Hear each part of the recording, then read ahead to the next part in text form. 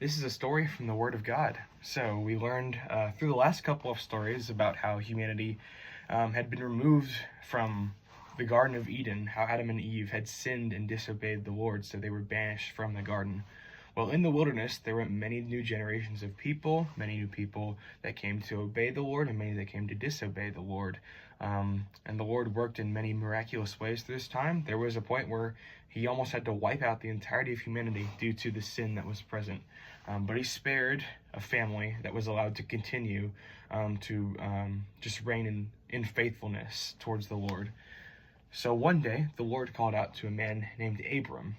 And he asked Abram to leave his home country, to leave that behind, and just to go in the direction that the Lord had for him. And Abram was obedient. He accepted this, and then he gathered his wife and his servants and his nephew named Lot, and they began to move out.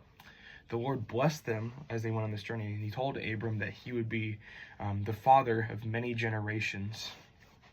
Now, this was puzzling to Abram and his wife Sarai, because they were both well along in age, and they thought it would be impossible to bear children. But that is what they desired. They wanted children above all else. Is at this time Abram's name would be changed to Abraham, and Sarai's name would be changed to Sarah. Now we see them as they have made their journey and they've settled. And while God did call Abraham and Sarah, they were not perfect, and they did many incorrect things. Abraham, in several circumstances, did not acknowledge Sarah to be his wife, and this caused some stir amongst them as well. And Sarah, desperate just for a child, even proposed that Abraham sleep with her maidservant Hagar just to produce a child for them. So Abraham did engage with Hagar, and then from this a child was born, and they named him Ishmael. And they did love Ishmael, but Ishmael was not the chosen child that God had for them. So many more years go along in process, and we see three men approach Abraham and Sarah one day.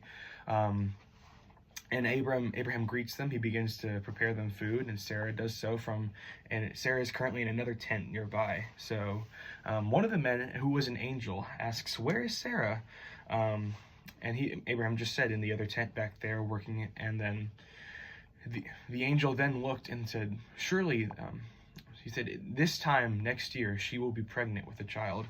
And Sarah actually laughed from the tent over, just because the thought of that was so inconceivable. But the angel then said, "Why was Sarah just laughing?" And she felt immediate guilt and conviction and shame. So she lied and said, "I wasn't laughing. I was not laughing at all." And the man said, "Is there anything impossible for God to do?" Sure enough, months later, Sarah became pregnant, and then a year later, she gave birth to a son that they would call Isaac. And they loved Isaac so very much, and he was just so loved by Abraham and Sarah. Many more years go by again, and then the Lord calls out to Abraham. He says, "Here I am, Lord." And the Lord had something challenging for Abraham to do. He told Abraham, "I want you to take your son Isaac to a mountain that I will guide you to. And on top of the mountain, I want you to sacrifice your son as a commitment to your love for me." So Abraham gathered his things. He gathered Isaac, and he gathered his servants and donkeys, and head out on a 3-day journey. Once they reached the mountain, he instructed the servants to stay at the bottom of the hill with the donkeys. Abraham and Isaac would go up to the mountain to worship the Lord and then come back down.